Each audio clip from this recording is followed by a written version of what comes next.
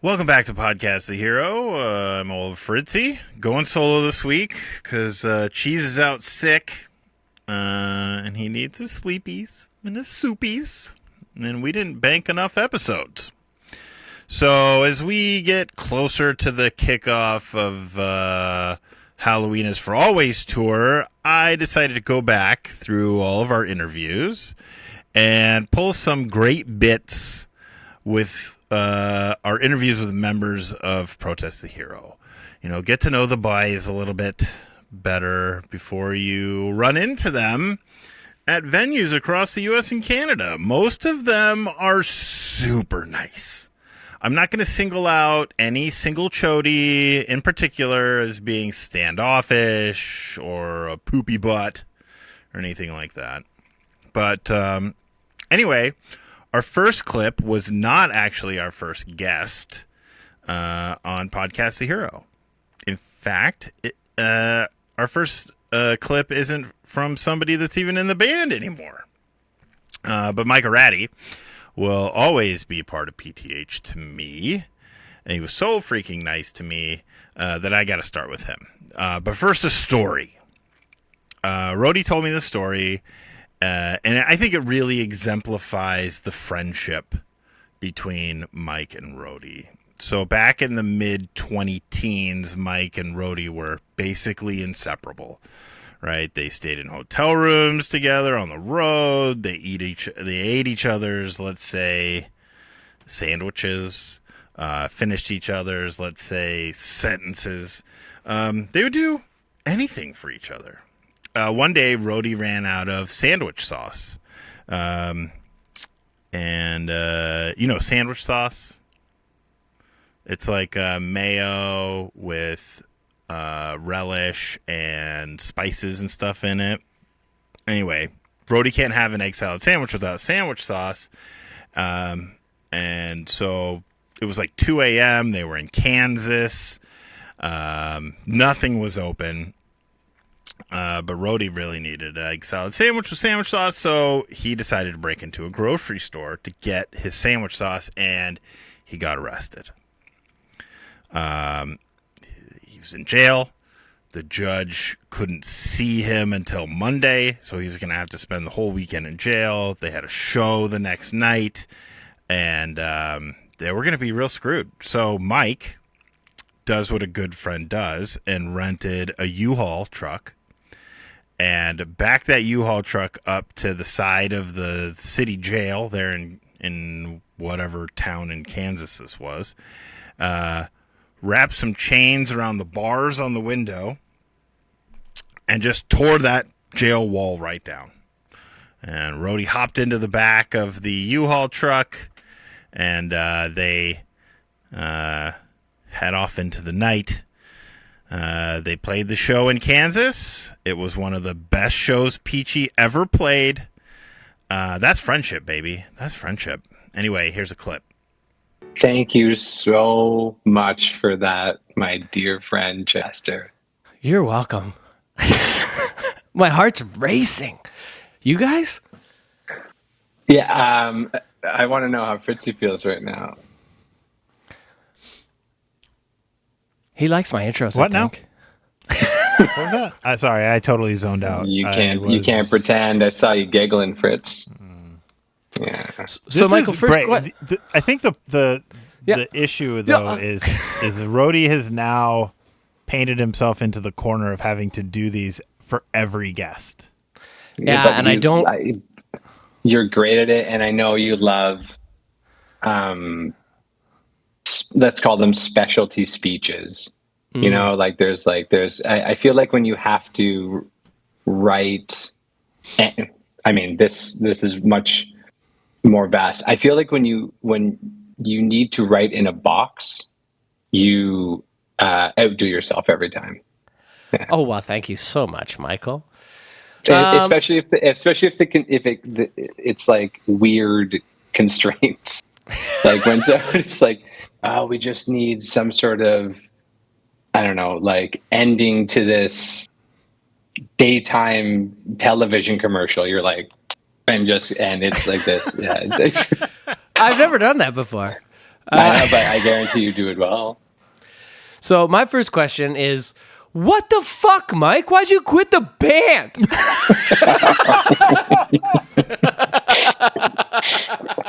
I was like, either it's going to come up from Fritz or it's going to be the first Well, it would question. never come from me. I would never delve that deep into personal stuff about people. The thing is, it's not really personal stuff, and I know that's why Cheese is fine with asking. Yeah. Why did I quit the band? Well, when the band first asked me, like 9-10 years ago, I said initially no because I didn't want to tour then. Yeah. And then I was like, then you just did 10 years of touring. 10 quick years, which honestly, 10 quick years. Now that I think about it, which is super weird. They flew by. But they flew by. It's like I looked at, Sentimental, looked at old photos, which on tour is pretty much like Michael and Rody tour together. It's just him and I constantly for everything. It's wild. But that picture at Eric from Night Versus House? Yes. Eric in Prada. In Prada, yeah, where we're like, we went swimming and we did like the tough guy stance together or whatever. Mm-hmm. And this is like pre us like exercising in any capacity. Yeah, pre-workout. Pre-workout. Yeah, exactly. I look at that photo and that was like probably 2014? 2000, yeah. It's gonna be 2014, 2015. And just like that was a flash. I know everyone says this, but like that was a flash. Yeah. And then I just like think about the whole stretch of it. It's just it's bananas. Why I quit the band? Honestly, COVID changed a lot of priorities. I began getting more into software engineering, and I really love it a lot. And I wanted to focus on that, be home more, have other focuses that didn't take me away from, like physically take me away from home, but also I wanted to put energy into just other facets of my life. I can do like recurring things. I do Muay Thai now. Like it's just like a fun thing that. Wait, did you say you do moist Thai? Moist Thai, yeah. It's like you. That's my brother-in-law, is it? Yep. Mm. Oh, I thought moist Thai was when you eat noodles sitting in a pool. No, it's my brother-in-law. He does jujitsu, and after jujitsu, we call him moist Thai because he's very sweaty. Wait, Nat does jujitsu? Yep. No, Thai. Moist Thai. My brother-in-law, Tyler. I understand. I have many brother-in-laws. Now, Mike, could you, just for me, I'm going to cut it up. So I'm like, what the fuck? Why'd you quit the band? Make up a fucking lie about like interpersonal problems. You guys aren't chopping up. Well, I'll drop it up for a trailer. No, he's going to use it. He's going to use it for a demo, like a trailer for this episode to stir controversy. I don't see. Like, there's much. You could say that you got bit by a rattlesnake or something. And you lost your ability to double remember kick. When I played along when you were really into pranks? When I played along with all of your make it look like I'm pissing on you and all. Remember that? Yeah, you remember this. I remember. Yeah. Cage was not happy with you. And then Tim took it too far and restarted my laptop. Deleted your computer. Yeah, Fritz. Maybe there are more deep-rooted reasons as to why I quit the band. Yeah. No, you could have just said you quit the band because Tim deleted your computer. That's it. Yeah. To wrap that up, no, there aren't actually any personal deep-rooted anything. I just wanted to do something else with my life and love them all and wish them all the best and so forth. Like I honestly feel like it wrapped up in a way that was for myself that was all positive, which obviously can always go in a completely different direction. And I'm happy with the way things wrapped up because I talk to Rody every single day because we do our Wordles and our crosswords together. I talk to Tim every single day. I'll never see Luke again in my life, and I play video games with Clum. See Luke again in my life. That's Has anybody true. ever actually seen Luke? No. I don't think No. I maintain that Luke actually died in 2013, and we've just been faking his presence ever since. For a long time, we just... Yeah, or Ben. We just claimed that Ben was Truk for a long time, but people have gotten a little too close and cameras have gotten a little too 4K. So we've had to say, well, okay, this is a different guy, but Luke's still alive. What Sheet Happens couldn't just be run single-handedly by HK, could it? What about No Jordan? way! Well, Jordan does the finances.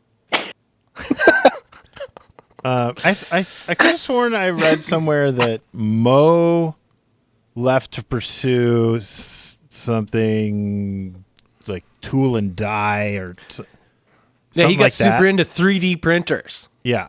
So basically what we're saying is all the drummers for Protest the Hero leave to do stuff that's more fun than being in Protest the Well, Hero. actually, Mo is a software engineer as well, and we have regularly spoken about this. And he works on like video games and also like a lot of 3D.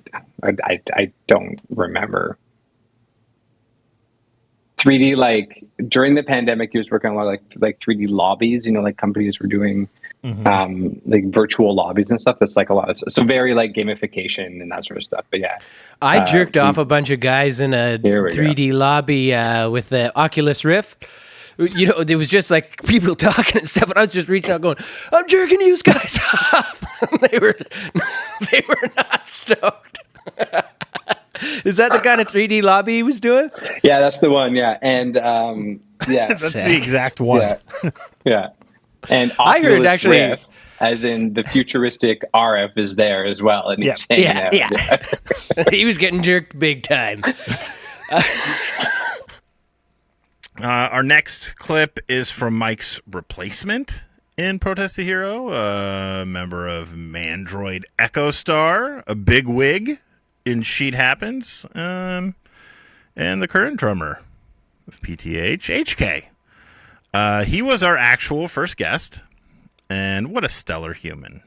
Like, I think he actually joined us from the Sheet Happens global corporate headquarters, capitalism. Yeah, baby.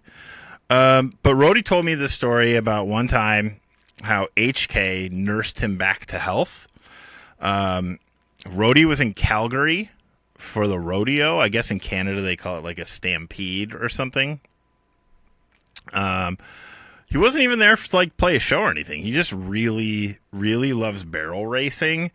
And so he was in Calgary for the stampede so he could watch the barrel racing. And he thought that if he could get in one of the barrels, it would be a much better view of like the horses and their ding-dongs and everything running around. So he hops in one of these barrels and promptly falls asleep.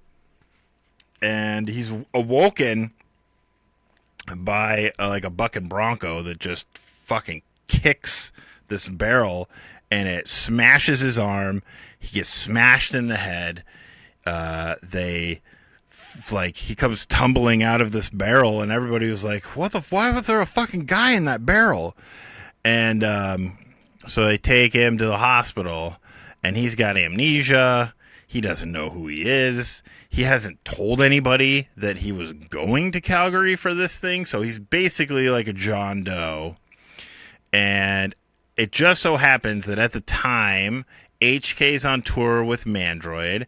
They're in Calgary, and he's in his hotel room, and he sees this news segment about this mystery dude who fell out of the barrel, and nobody knows his name, and he's got amnesia, and HK immediately recognizes that it's Rody.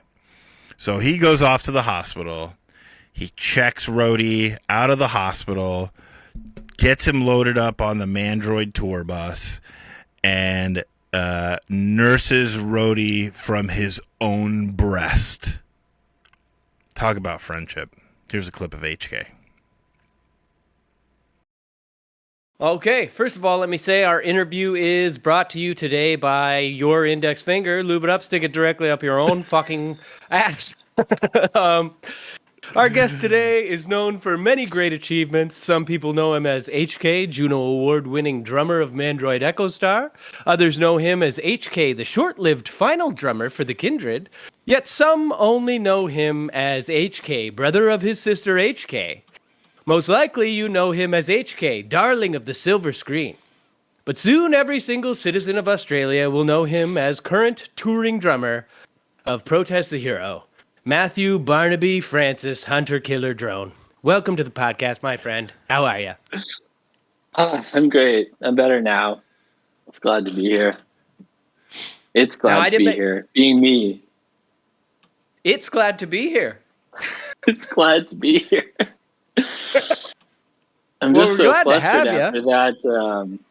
After that big introduction. It was fantastic and accurate across the board. Thank you. My heart is still racing, actually. How long did you rehearse that introduction? A couple times, if I'm honest. Yeah, a couple times. That's what I figured. So, HK, one thing I didn't mention in the intro is that you work at Sheet Happens. You're there right now. One might say that Sheet Happens doesn't work if you're not there. That's a question. Correct. You work with a lot of different fucking bands. And my big question is, what band are you willing to shit talk on this podcast for the purpose of generating interest in growing this podcast? Oh, man. The honest truth of it is that there are some that I would just love nothing more than to just absolutely blast, right?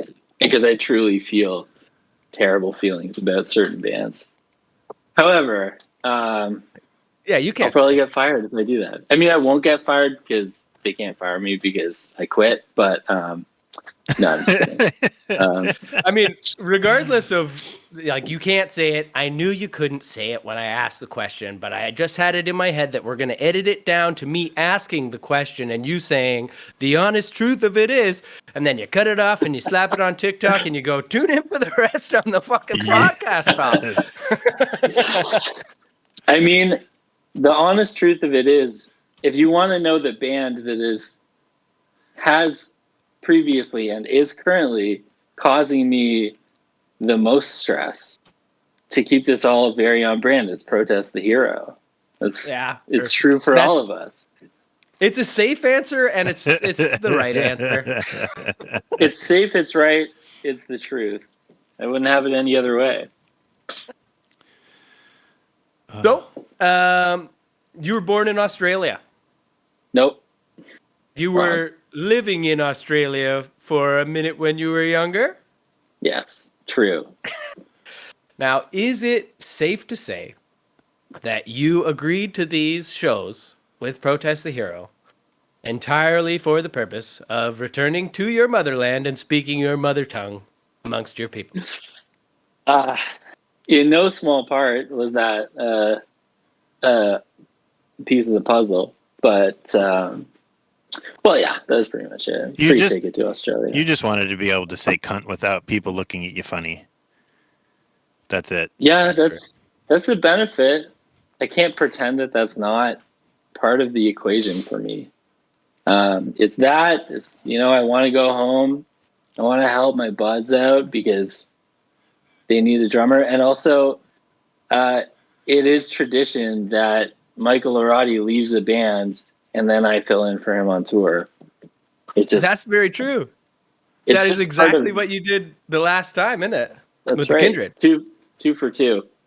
Now, was that the nature of the Kindred's very last tour? It was their last tour of any substance, I might say. It was a good one. It was great. They did another tiny little rip after, in which they all became very depressed and decided not to be a band anymore. So, yeah, let's call it the last tour. So one might actually call you the Widowmaker. Yeah, planning on doing the same thing to you guys. You come into Mike Arati's former bands, and you end them. Yeah. And this is all for the give them- purpose of driving Mandroid EchoSAR sales. Yeah, absolutely. I knew it. 100%. You're a cooler. Going to Australia, Mandroid streams, both very important and high up on the list for me when making this decision. Yeah, and gonna give you the sweet kiss of death out there, and that'll be it. You know? Totally fair. Yeah. So if this tour was anywhere else, as long as I'm touring with you, you're safe. But as soon as you let me go, you realize that life's just not what it used to be, and then it's over. That's pretty good. It's not my fault. It's not. I just have that effect when I leave things and people. So if we were touring anywhere else in the world, the answer would have probably not been yes. I mean, do you want the real answer or the hilarious answer? Because they both know. But even if we were going to, say, the Ukraine to take up arms against Russia, you heard it, Fritzy? He's 100%. pro-Russia! Okay, well, that concludes the interview portion of the podcast. I was going to say, if they had said they were going to Austria to tour, you would have gone, right? Because Austria and Australia, same thing. Exactly. They have most of the same letters, and that's good enough for me, honestly. Okay. Yeah. Well, getting back into some real life shit, you've been practicing with Timmy, yeah? Been practicing with Scoot. We've done a couple. How's that going? Great. I love it. It's been really nice. It was a lot of pressure off after we did it. You're just like learning songs, doing it all in a vacuum, and like it's kind of not totally real. And once it becomes a little more real, you kind of wrap your head around like it's bridging the gap between, just learning the songs and actually playing them on stage. It seems really daunting before you actually do it with anyone else. But once you kind of get it going once you edge towards the live setting, it becomes more comfortable. I've heard that edging can make you much more comfortable. Yeah. Edging with Timmy is being comfortable. Yeah. I'm hoping to complete it, complete things in Australia. Oh, get with all of you. It's going to be nice. Poor Australians. They don't know what they're in for. They're going to experience flooding. They're not used to that. They think they know. They think they know flooding. But they don't know what's coming for them. If I were confident enough to sing, I would sing White Wave. I don't know it. It's White Wave? Yeah. Oh, like from one of our songs? Yes. Come rushing toward me, white wave. Yeah, thank you, Rody. It's a fucking big cum wave. Yeah. In the aftermath. Right? HK, have you ever thought that HK maybe stands for huge cum? Come with a K, like come and go. Come with a K, yeah. Yeah. Huge cum. Hugs and kisses. Some days it means that. Some days it means other things, but it's meant that for certain people at certain times. I think about different things that HK could mean all the time. I don't know why. I bought that shirt in Hong Kong that just said "I heart HK," and I was like, it could mean anything now. It doesn't matter. It's true. It's great. HK. No, I really like that. I have like built-in merch in the world. Oh fuck yeah! just by way of having those initials and having people refer to me as such. They're like, I had to do nothing. There are people out there with I Heart HK shirts. The world over. I've known you for a long time, and honestly, every time I see what the HK actually stands for, I kind of like erase it from my mind immediately. Like I don't really know anymore. I don't think I ever really knew. I And love I don't that. want to know. I don't want I to know want because the to me, mystery. Yeah. But yeah. we don't allow I, that on this podcast, Rody. We have to know. So I'm gonna ask you a series of questions real quick. okay. What is your full name? What is your home address? What is your driver's license number? And what is the PIN number to your ATM card? Hmm. First answer, Matthew Francis Barnaby Chody. Is that correct? That is what I said. Yeah. Barnaby, Hong Kong. Hong Matthew Kong. Francis Barnaby, Hong Kong. Got it. God, it's a beautiful name. To the rest, like 6, 7, 29, 32.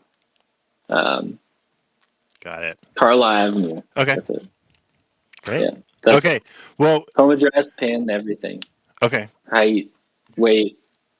It's all in there. Okay, good. So just keep an eye on your bank accounts and your credit score because those I will be don't. impacted because that's Okay. that is this is the show where everyone gets doxxed. That's true, actually. Did you get doxxed? But I'm the first Yeah. person. Oh, but you Well, got doxxed. Fritzy and I Jody. did a co-stream. His real name's not Fritzy, and I immediately called him by his real name.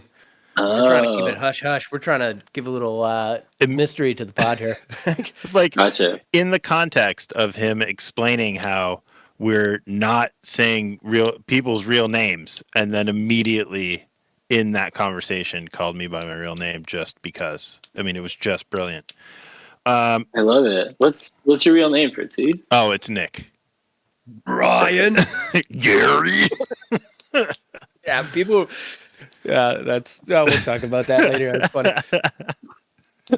It's a. But so, Fritzy, do you have any questions for Well, Adrian? I do have one. Are those your drums? All my questions were jokes. These are.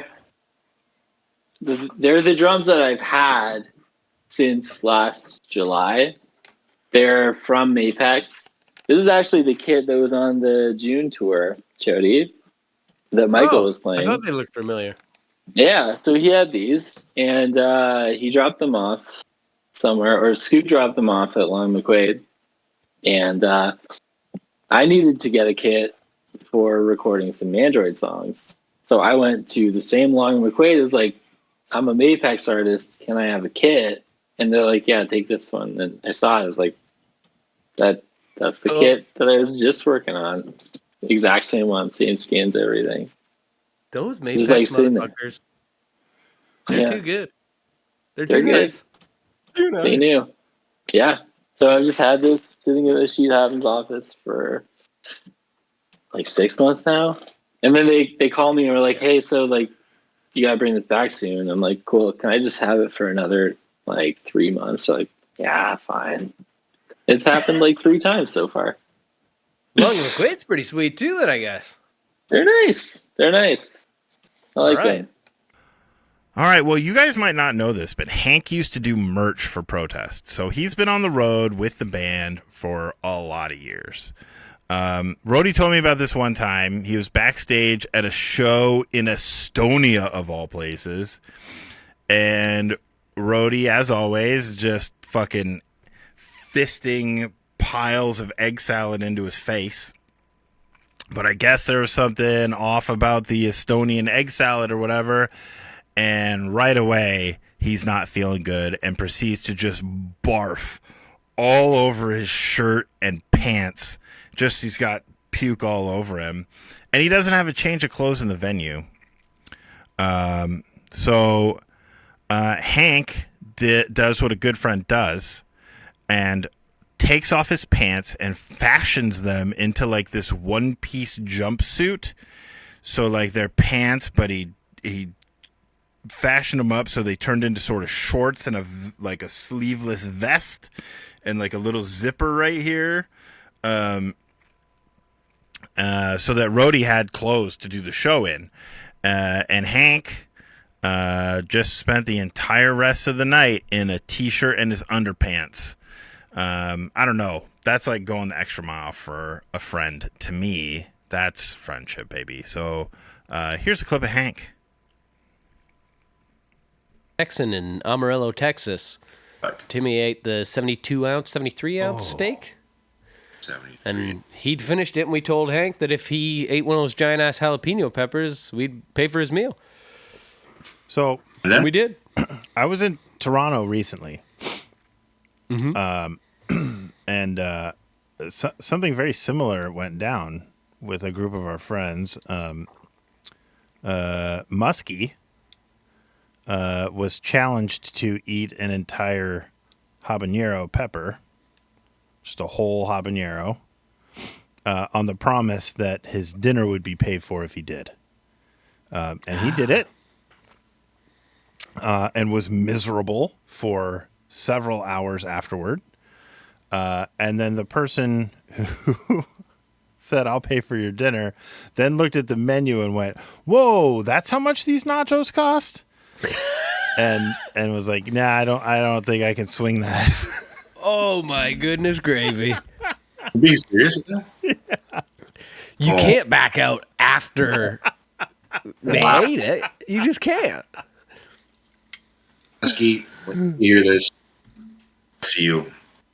I'll buy you dinner. See you in hell. Remember that time we got robbed by the police and you were the only person that could understand them? Do.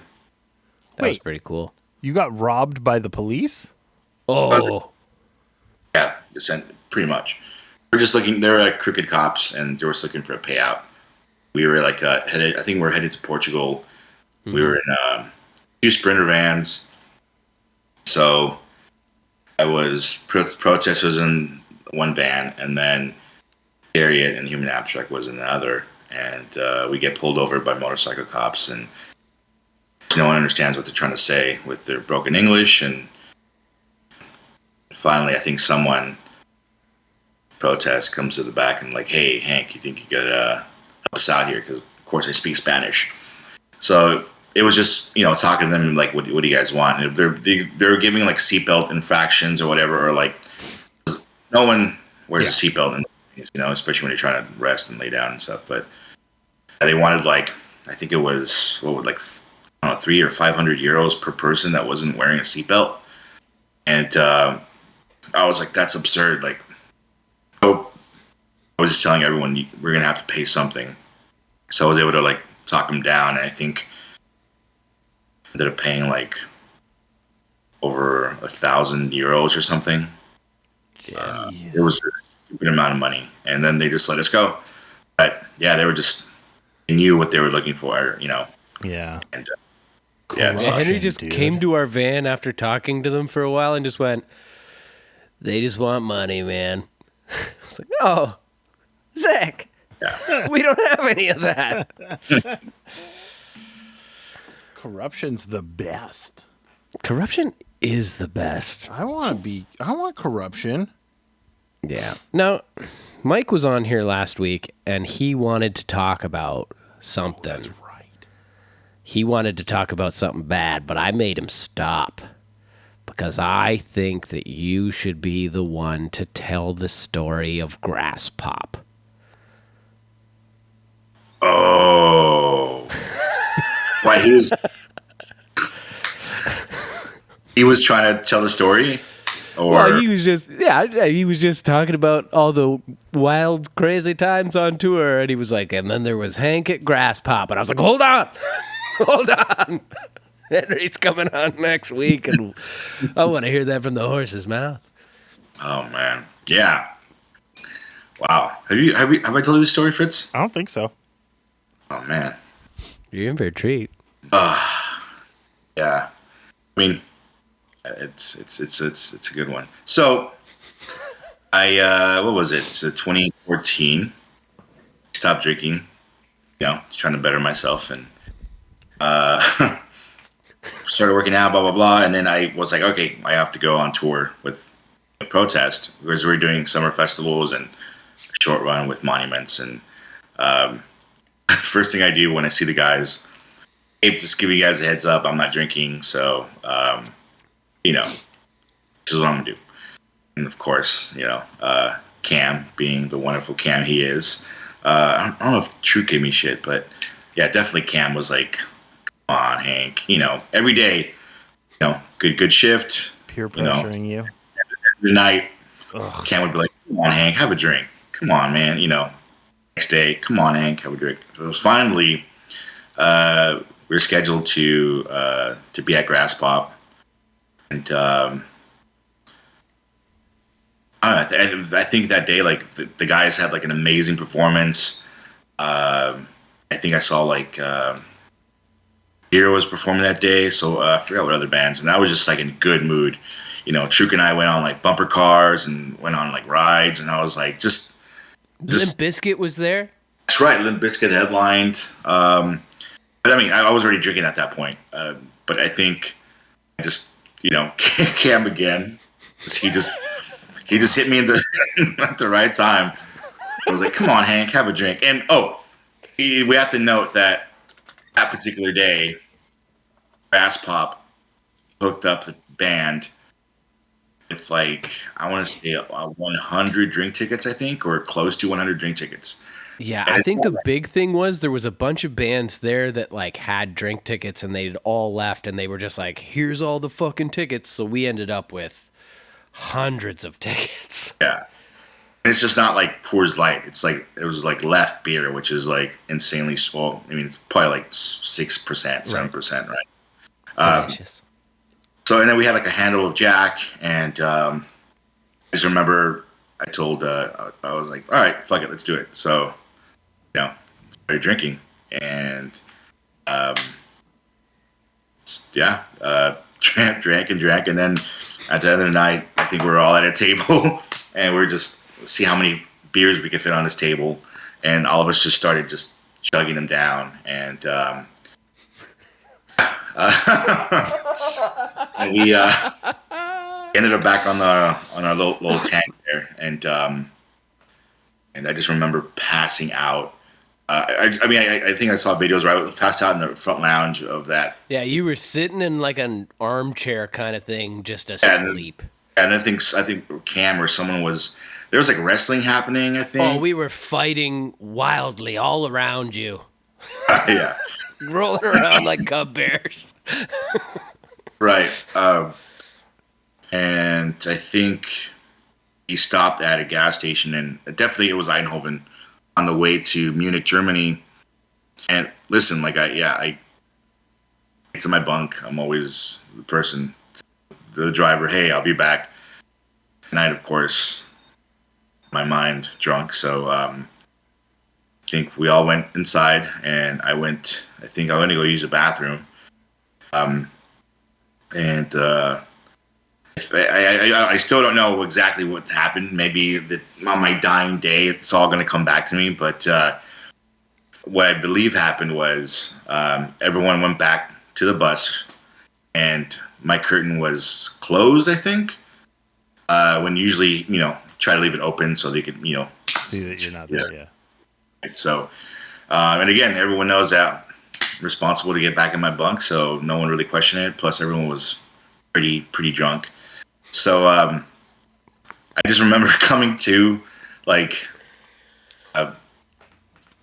being in this bathroom and then walking out, and what the hell? Like, I go outside. There's no, like, the bus isn't there. It's like 6 a.m. And none of us have phones. Like, we're in Europe, our phones just don't work. At the time as well, I had like the staph infection on my face. Oh, yeah. I mean, I later found out it was staph when I got home. But so I had these like crazy scars on my face. I think I had like throw up on my shirt. I would think that you did. Yeah. And I just remember telling the attendant there, like, "Hey, can I use your phone?" Because I'm like wondering like how long. I don't know how long it's been since the guys left, right? If they're coming back, I'll kind of start freaking out. Someone calls the cops on me, and the cops show up. And fortunately, I had my tour pass, I had my wallet, no phone, and what else? I'm like, "Hey, yeah, I'm from the States. I'm here on tour. This is I show them the dates, and they're like, oh, okay, well, you can't be here. You got to get out of here. I'm already like, I'm sitting there like hungover and just freaking out. I'm not having a good time at all. Fortunately, and I'm kind of it sucks. I lost his contact information, but there's this angel in Holland who just was like, "Hey, is everything all right?" I was like, I explained the situation, and I was on the way to the train station because he was like, "I'll help you purchase your train tickets so you can make your way to Germany." On the way there, he's like, "You need to use my phone," and I was like, "I should please." But and then this is like one of the highlights of the story. Whenever either the guys share it or it was able to open up like Gmail, and the only thing that came to mind at that moment, I think I was just so like freaked out, like embarrassed, and just kind of like what the fuck's happening.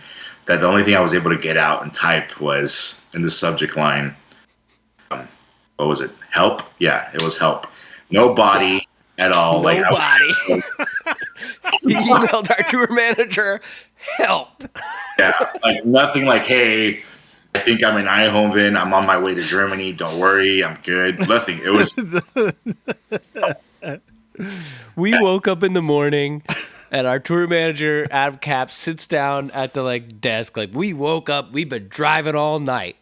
And he gets this fucking email and he looks at it and then he goes, check Hank's bunk.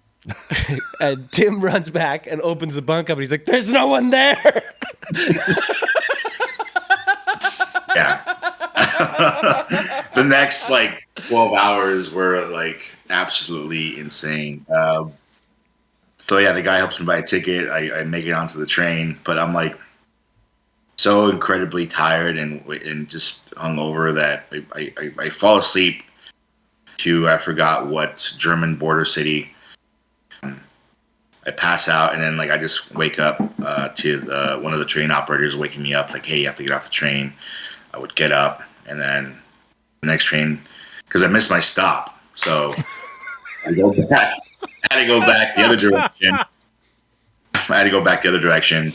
But then again, on that train, like I would pass out because I'm so tired and hungover that I would get woken up again, and it happened maybe like I kid you not, like probably 3-4 times.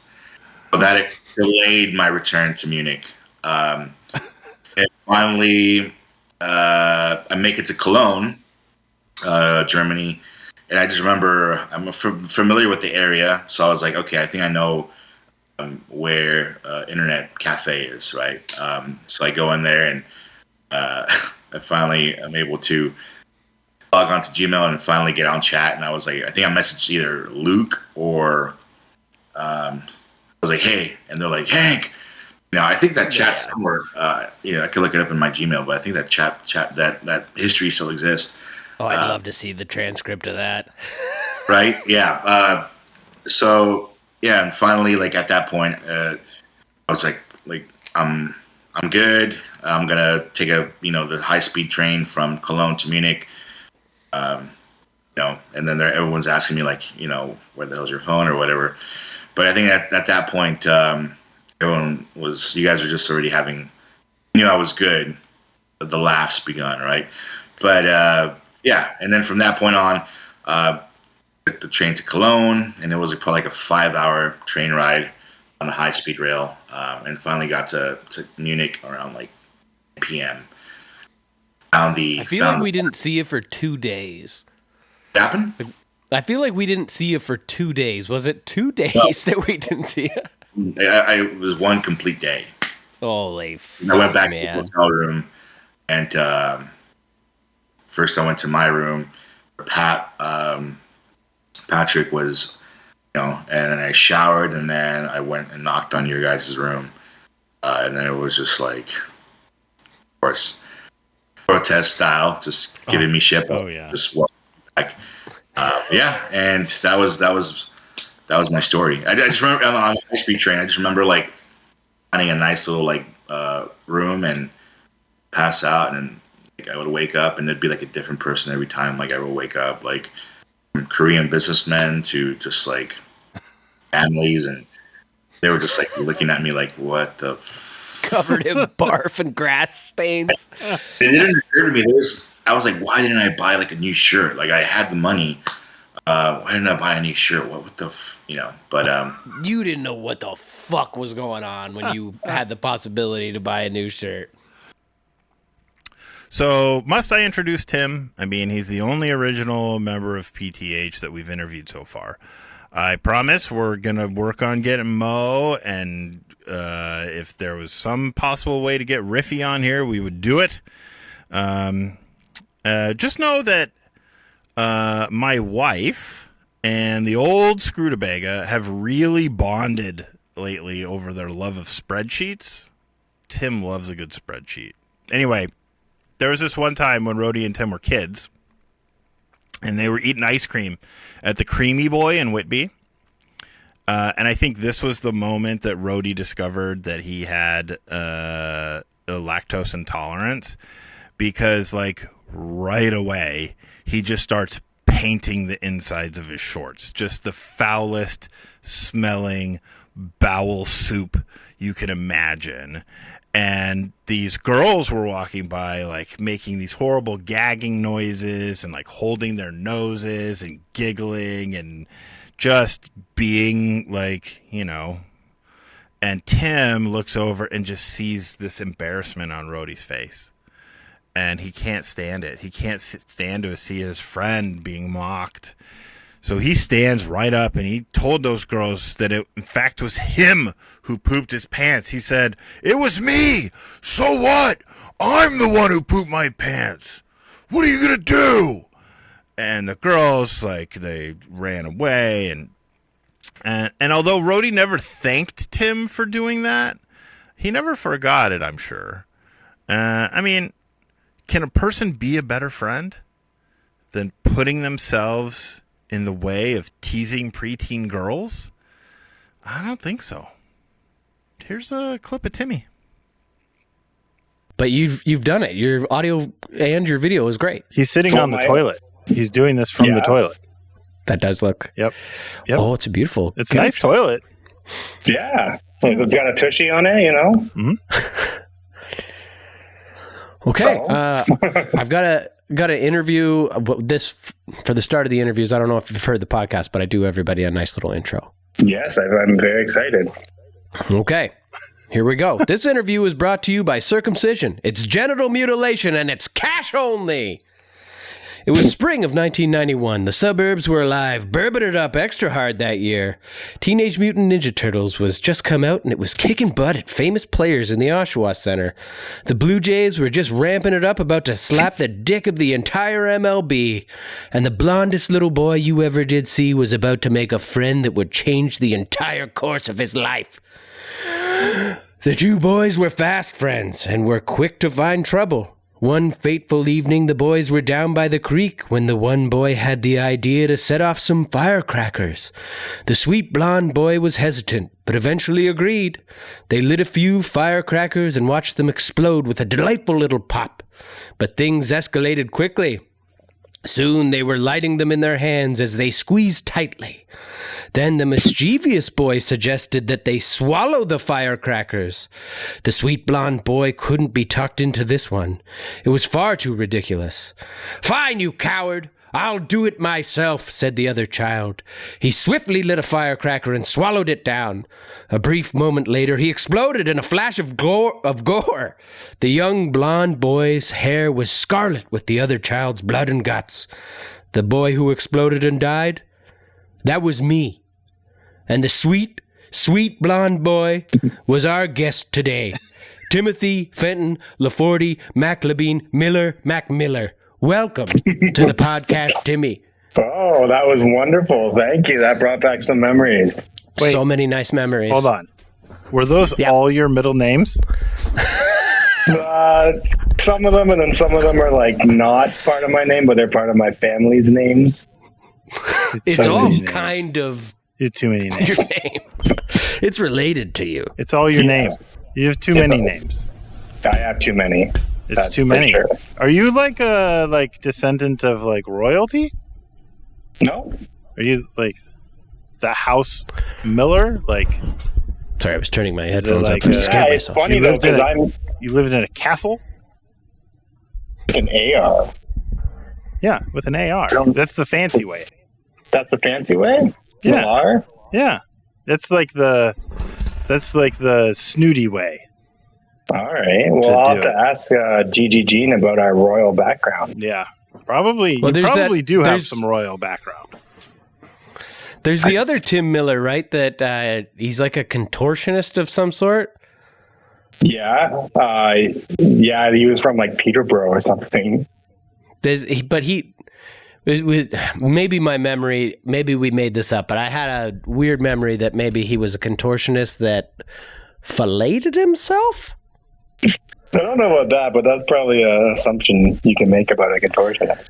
It was maybe a fantasy I had. But there's also another Tim Miller that's a Kiesel artist. Oh, really? Yeah. So you're a Kiesel artist, and he's a Kiesel artist. Is he like solo? I think he's a solo guy. I don't know anything about him, but I remember I went to like the artist page and I wasn't on it, but I found Tim Miller. I was like, well, I see my spot has been taken. Was it ER or AR? ER. Do you sometimes so it get is a his different guy. It guitars in the wasn't just a mail? mixed up picture. I wish. Yeah, I don't think he has a signature, but if he did, I would ask for that one. Honestly, I'm going to go out on a limb and say, fuck him. You know what I'm saying? We can start some beef. That would be awesome if we could do that right now, is just start some real beef with the other Tim Miller. Well, you're not Tim Miller anymore. You're Tim Mac Miller. Yeah. I made sure to include that. Yeah, when I said your name. Mac Miller. Which is kind of wonderful because I always used to love when we were kids saying your name as long as possible and including like your step-parents' names and stuff. But now I can include Miller and Mac Miller. Is that what you're supposed to do? Have your like born name first before your maiden name? Is it my maiden name? My surname? Your maiden name would be your mother's. I think Laforte would be. So I have it. Yeah. But I don't know that you would technically classify as a maiden at any point. But Bob's your uncle. I don't know. Is Bob your uncle? I bet Tim's got an uncle named Bob. Do you? I don't know. I have a Brian and a Mark and a Randy. Oh. Okay. What? Yeah, Randy's your uncle. That should be the new phrase. Yeah. Change of group. But we were talking about before you came on here, I was saying, Fritzy, you'll never guess Tim's middle name. And he immediately came out with like a name. He was like Flora? Florence. Oh, dude. Florence? Yeah, Florence. I was like, you're way closer than I thought you were ever going to be. But have you ever met another man named Fenton? Either of you? But it is a man's first name. It was my grandmother's maiden name. Oh, okay. So very similar to Rody for me. That was my grandmother's maiden name. Okay, yeah. And Fenton, there is a character on television named Fenton, and he is played by Jim Rash. Which television program? That 70s show. Oh, he's played by Jim Rash, the dean from Community. From Community plays Fenton, who is the jewelry store proprietor in that 70s show who has an ongoing feud with Fez. Okay. So there you go, Fenton. Wow. There's a man named Fenton. There you go. But he's a fictional man. I don't know. He seemed pretty real to me. But you said his real name. Jim Rash. And his Jim Rash. Yeah. Academy Award winner Jim Rash. Is he an Academy Award winner? Mm-hmm. Him and Nat Faxon won an Academy Award for screenwriting. God bless you. Mm-hmm. Sorry, I'm trying not to do that obnoxious Do laugh. that thing. Do it. I'm not gonna. You I'm have not to. doing that laugh anymore. People are going to go, what's wrong with the audio on this podcast? Just me. But Scroot, you were back home in Whitby on the weekend at a movie. I was at the old AMC. And you didn't call your old boy Cheese. Oh, sorry, Cheesy. You're posting about it on Instagram like I'm not going to see? I see all! Well, I should have had a double date. But let's talk about other times that you left me out, okay? Okay.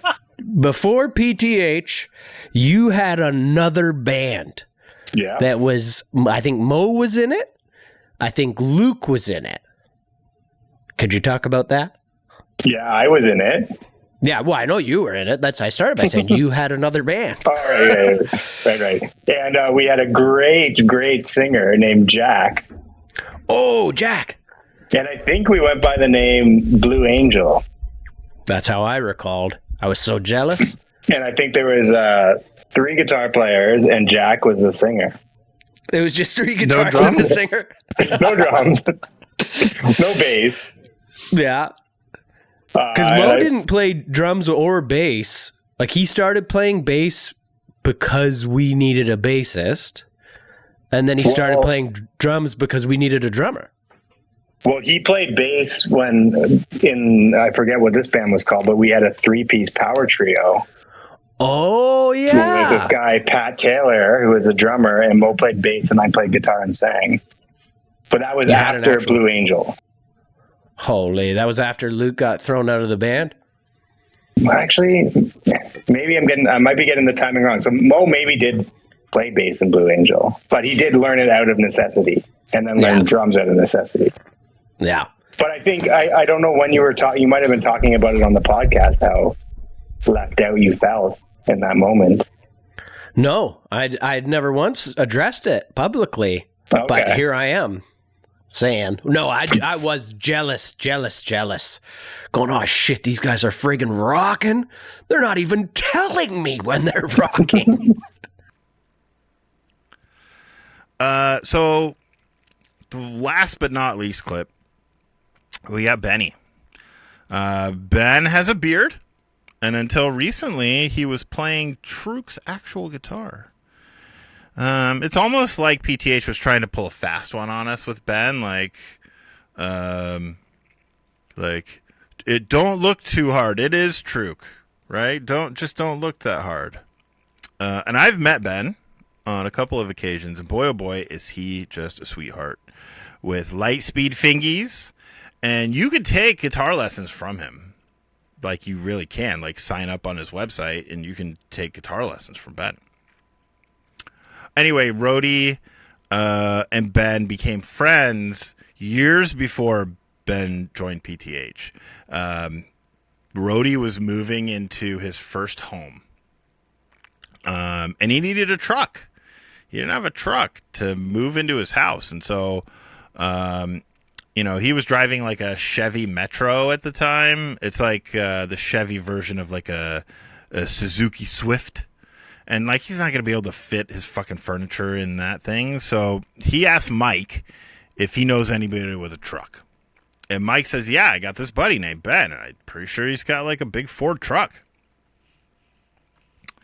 So Rody calls up Ben on the landline and says, yo, hey, I'm a friend of Mike's. He said you might have a truck that you might be willing to lend me to help me move.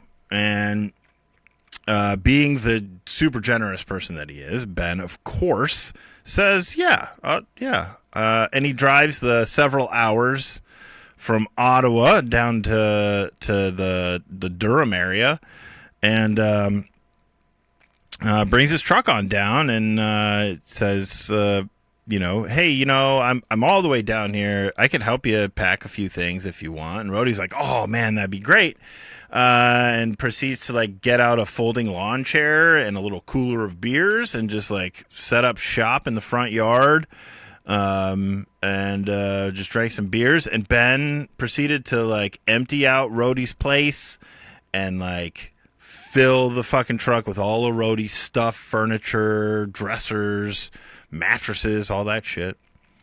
And then him and Rody jump in the truck and head over to Rody's new place.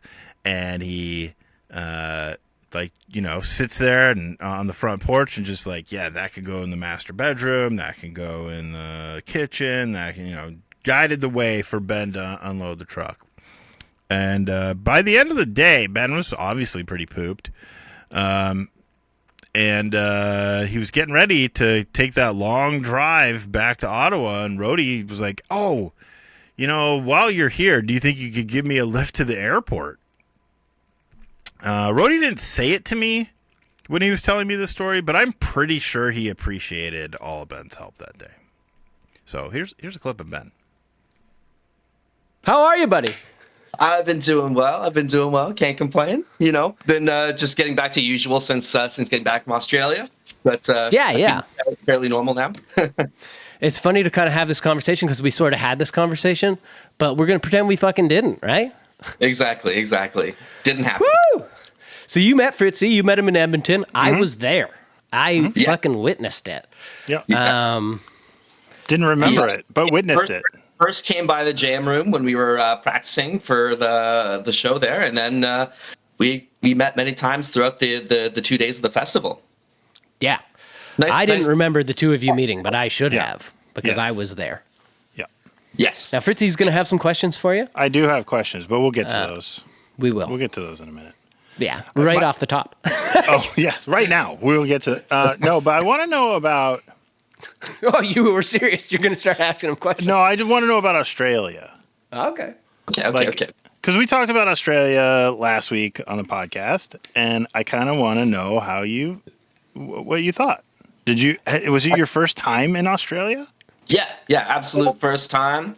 And it was a lot of fun. It was great. A lot of I listened to the last podcast, so I know what was discussed there. Do you have any contradicting statements to make? Because that would be great.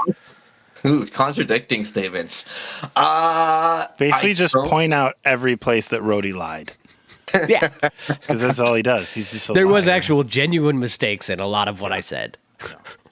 I'm trying to, no, I don't remember any of the exact lies. Maybe that's the lie right there. Do you agree that Canberra was a piece of shit, and so was Newcastle, and that everyone there deserves a swift death?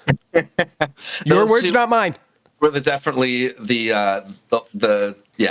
holes for sure. But they were decent shows in the end. They were just a little bit, there wasn't much to do.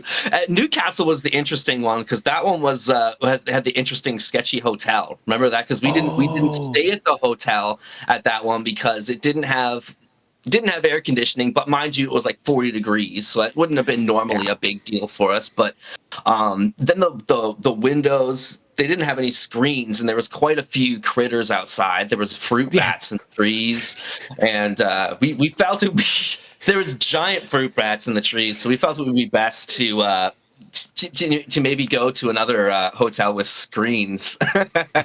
We were literally too afraid to leave the windows open because of the fucking giant bats. If there was air conditioning, an issue, but it's one or the other, and both weren't in our favors, I guess. You should have let the bats come in and just feed on your blood. They were fruit bats, Fritzy. Yeah, fruit bats. They don't blood is a fruit. Is it? I don't know. Probably. He could have ate all our fruit, I suppose. Like our fucking balls? Our little fucking cherries? Just kidding. You guys travel everywhere with just like baskets of fruit. Like a cornucopia of just fruits everywhere you go. Cannot travel without fruit. Must Love Dogs. What? That's that movie? Is it? It is a movie. Yeah, it's a movie? Yeah. Nice. So, Ben, you were saying, I actually had a question about Australia in there as well. And it's just, what was your favorite moment from the Plenty Tour, man? Favorite moment? I guess we had a pretty good night the last night we were there. Even when we were, again, I think Beam Plenty mentioned that we were crowd surfing you in the bar at the last night. That was pretty good. I got to do the Aussie, touristy stuff. I got to pet a kangaroo. I got to go to the beach, and I got to, go past the Sydney Opera House. So That's all cool, cool touristy stuff. You got a picture near a koala? Just near a koala, yes. Yeah, I think the new COVID protocols don't allow us to actually touch them because. Oh, is that true? I think that's what I heard. I think it checks out to me. Koalas have suffered greatly from COVID. Is that they get it real bad? They get it real bad. And Australia does not have the number of ventilators needed to support all the COVID koalas. I believe they were tired. They were really tired. That is how they are. That's COVID. Imagine them with COVID. Yeah, like they're so fucking sleepy that they're gonna sleep their way out of existence. They have to just like hold them up and be like, "You're mating." That's much true. They were facilitating there, I'm sure, in the after hours. It's just them knocking asleep koalas together in the hopes they'll reproduce. Yeah. They have to just rub a couple of koalas together until one of them comes. I wonder, has anyone ever tried to take a koala and stuff it in a kangaroo's pouch? Because I think that would be rad. I think that'd be cute as hell. Yeah. I'd like to see someone draw a picture of that. Because I think it'd be probably pretty shitty to do, but I wouldn't mind looking at a hand-drawn picture of that. Yeah, I would not mind that either. Ben, would you draw that? Would you draw that picture? I'd draw that picture. I'd commission you and HK to do another competition of this. This will be your next drawing competition. There was a drawing competition actually of me on a plane ride one of the times, and it was HK, who's a very talented artist. If you don't already know, he's an actual artist. Yeah, and then Rody, who's a hobbyist artist, a cartoonist, a stick figurist. I'll take the title hobbyist. There's some extra lines besides the regular stick figure. There's some extra stuff there. So, here's the fucked up part about it, though. Like when H and I were talking about doing it, he was like, "Oh, the loser has to take Ben and the winner for dinner," and I was like, "Hold the fuck up, H! Like this guy does art for a living. I fucking liked art as a 8-year-old. You know what I mean? Like, there's gonna be a clear winner, and there very much was. Like, I did fucking rubber tire, cartoon kind of shit, and H did a beautiful picture that looked just like beautiful Ben. My eyes, everything. I looked at it. I was like, that's me looking off into a distance. It was fucked. So you had to take them to dinner, Rody? No, I never agreed to it because I was like, you're fucking bamboozling me. And you're not even doing a particularly good job of it. But which picture did you, what picture did you like best? I think it had to be HK's, but I think the internet was I think heavily divided. I think there was an equal, the internet was just kissing Rody's ass. That's true. The internet loves to do that. Yeah. Really loves it. Yeah. It's true. They were I subscribe to a lot of subreddits strictly about ass kissing. One was r/rimming, if you're familiar with that. Oh, okay. I'm a big fan of ass kissing on the internet. French kissing, of course. I'll follow this rimming subreddit here. That's it. That's all we're going to talk about for the rest of the podcast. r/rimming. It's got to be a real one. I don't subscribe to it, but it's got to be a real one. There's a subreddit for everything. Sure it is. Yeah. Yeah, I started a subreddit for it was upside down or naked. It was something called naked upside downness, and it was anyone doing a cartwheel upside down naked, and I started that one, and it kind of took off. But it's unmodded now. Yeah, it's unmodded. I haven't looked at it in a long time. I put it's up a nightmare of just spam posts and yeah. I have a gear question for you, Ben. Ooh. And it's don't see it behind you, but I think you own a telly. Oh yeah, I do. It's just over in the corner over here. And it appears to be modded. Yeah. What did you do? Because I like tellies. I got tellies, but I didn't do anything to it. I didn't do anything to it specifically. It was I bought it that way. So at some point, somebody I bought it used off of a friend of mine, Dan Hay, actually. So Dan. Really knows him really well. Love him to pieces. I bought it off of him for $450, and it just so happened to have a distortion, like an overdrive, built into it. So I kind of fell in love with it because it was weird, and you could switch it on and off at one point. And it doesn't work anymore because I used it one point as a toggle switch because I thought that was kind of cool, and I broke it very quickly after. and they told me that the pedal actually like died inside of it, so I can't just get a new switch or anything like that. So it's a retired instrument. It doesn't really, it would cost me more to repair it and everything like that than it would to, that it's really kind of worth. So, yeah. Gotcha. Yeah, I just saw it on Instagram and I was like, what are all these extra knobs and things on this Telecaster? Well, they were pretty cool. I used it a lot in my old band. That was kind of like wanted to be, a telly metal band. But then it came in handy when I was in a country band, and then in playing for another couple session artists before I did the protest thing. So it was a good kind of work band's guitar until it stopped working. Just maybe 2 years ago. Well, that about does her. Wraps her all up. I really hope Rody gets over his little sniffles. So we can get back to making awesome podcast episodes together. In the meantime, everyone, from the bottom of my heart, eat shit and go fuck yourself.